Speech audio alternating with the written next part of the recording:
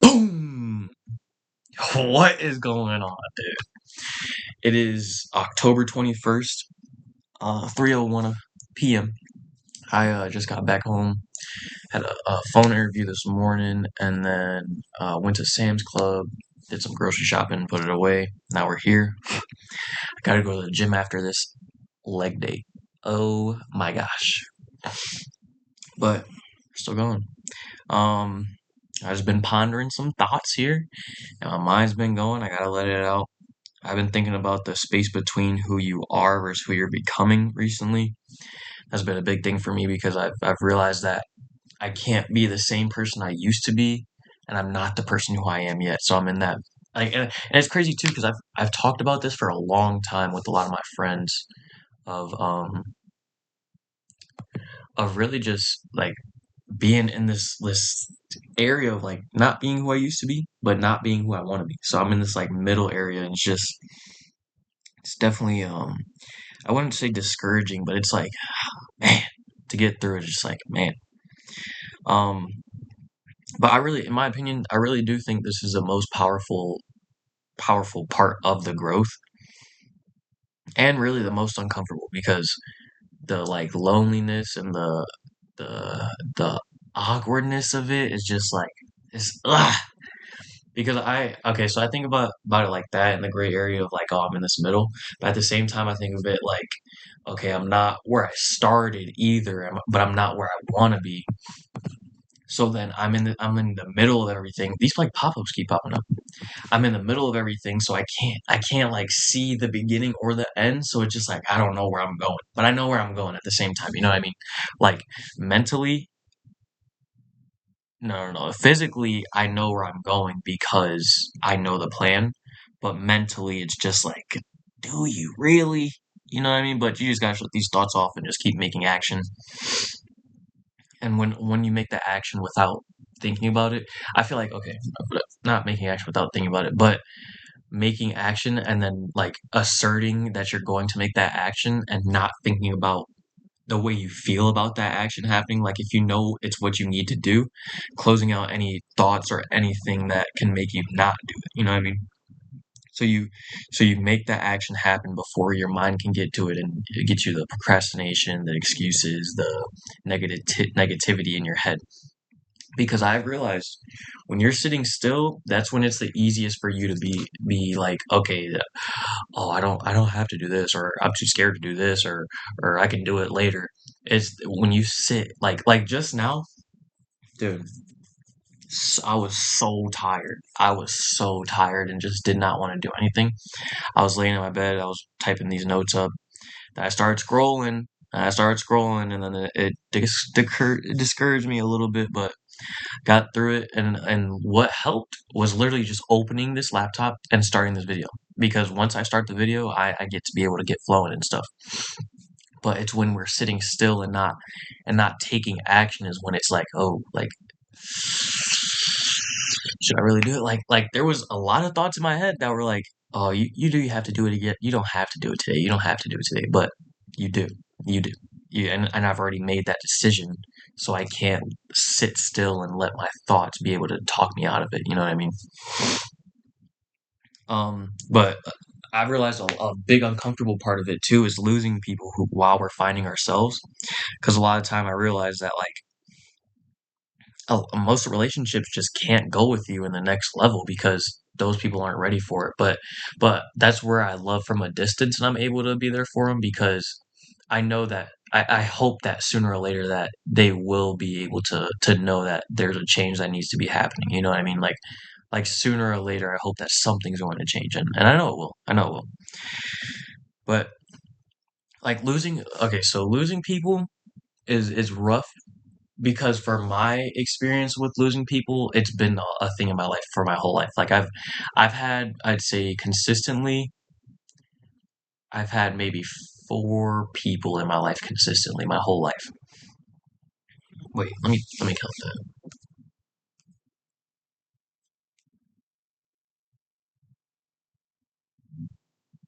Yeah, I'd say four.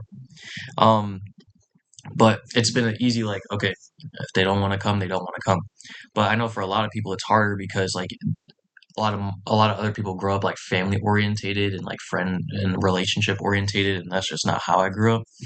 But for a lot of other people, just remembering to like not do it in a negative or like malicious way of like, oh, I'm better than you, like we can't be friends anymore. But more being like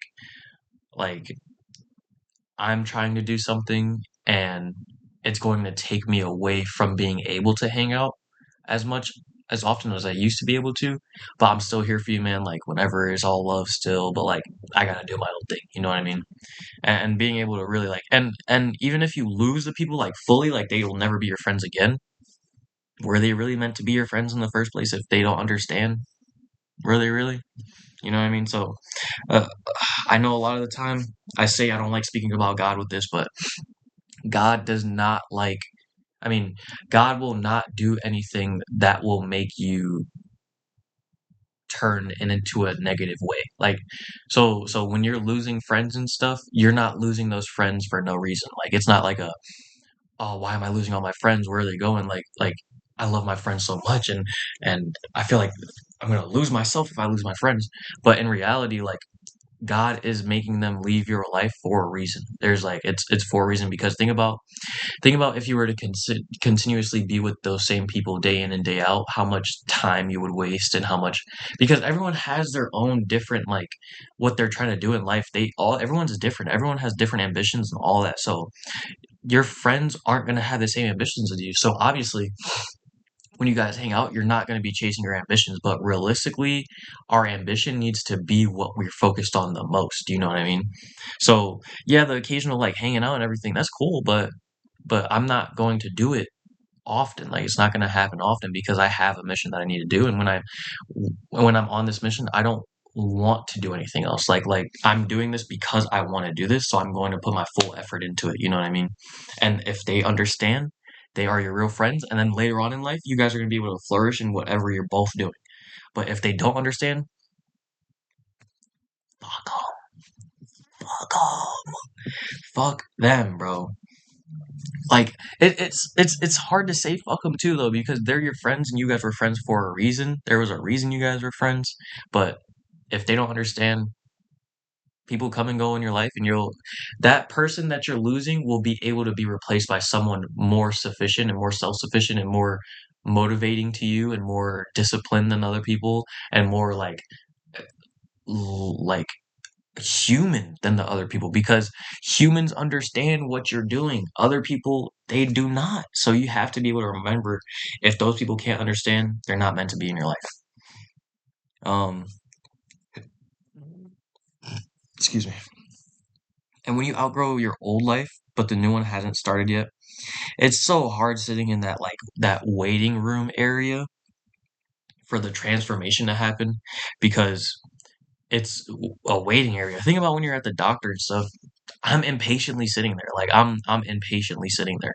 But in this waiting room that we're in now, we have to be patient because there's no other choice. Because if you're to go into the future and try to think about everything that is supposed to happen and all this stuff, yes, you need to set goals for yourself and be able to know what you want to do in the future.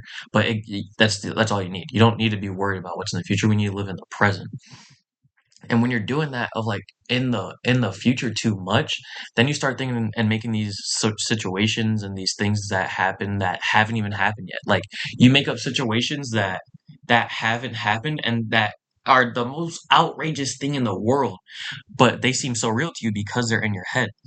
But that's what happens when you're in the future. You start creating these predicaments that aren't real and that are will be very hard to really happen and that's when the self-doubt comes in, the procrastination, the excuses, that's when all that comes in because now you're thinking about, oh no, I can't, and it's a bad idea. But if you were to live in the past, you're going to think about everything you did wrong and then everything you could have done better, and that's just there's no point in doing that because the past is in the past and it's in cement, it's in writing, it's all there already. So there's no going back and being able to do it. Yes, you can go back and be like, okay, I could have done this better, I could have done that better, or this for I wouldn't say, oh, I could have done this better. I would say more, okay, next time, this is what I'll do instead of what I did this time. You know what I mean? Because there's a difference between, oh, I could have done better. A lot of the times, you really can't do any better, you know? But that's when you go into it instead of I should have done this. You should for next time I can do this because now you see what can happen if you do that, and you can see what else could work out for you. You know what I mean? Um, Becoming unrecognizable even to yourself. This happens to me a lot where where I'm noticing the things I'm doing and the people around me are noticing the things I'm doing and they're just not the same as they used to be. Like I've been catching up with a lot of people from a while ago, like when I was in school and everything, and people who like I even hung out with outside of school. I've been telling them like what's been going on and how I've been doing and like the stuff I've been doing, and like a lot of people are just like in disbelief of like because they knew who I was before, but now they really don't know who I am because a lot have changed. But I'm still the same person, but like I have I have like ambition and and and a purpose now. I feel like I felt like in my past I was living to die, but now I'm dying to live. You know what I mean? Like I want to be able to go out and do something and and challenge myself now. Like I want to, but before I was just like I don't want to do anything. I want to sit in my room and rot all day. And that's what people used to know me as, and now I'm not that, and it's just like it's really crazy. It's crazy to to have that. Like I have so many of those moments where I'm like, wow, like you're doing that. Like you're how are you doing this? Because I know myself 1,000% from when I was in the past, and that guy would not be doing anything that I'm doing right now. You know what I mean? Oh, getting a phone call. 1 second. It's crazy. This is the second time I was doing this podcast and I got a job offer from a phone call. But um but yeah, just becoming unrecognizable, which if that were to happen to me, it would have been like it was crazy. The silent season though, oh my gosh, when nothing feels like it's really processing, but it's still processing. You know what I mean? Like when it feels like nothing's happening, but the process is still happening. You know, it's just like it's a funny season because it's like you know what's happening, but it's still so like draining. But that's when we have to continuously have the faith of the vision that we have and the inspiration that we have. We have to remind ourselves that that's what we're doing it for. Like it's not for right now. This season of silence, we're not doing it for this season. We're doing it for the bigger picture that we have for ourselves. So just remind yourself that we are going to be able to get through this season and it's gonna be over sooner than we know. We just gotta continuously do the same actions that we've been doing and make those conscious decisions. The unconscious ones now it becomes a lifestyle until the rest of the world's able to see it. Um, Definitely another challenge that's been big for me is rebuilding confidence after shedding my old skin. Like it's hard to find the strength in the new life because it's so new and it's uncomfortable. But that's where the growth comes from is being uncomfortable. So we have to continuously remind ourselves that yeah, we might not be the strongest in the new life that we're in, but we're going to continuously come in and day out and become stronger over time because we have to be patient with these type of things, you know what I mean?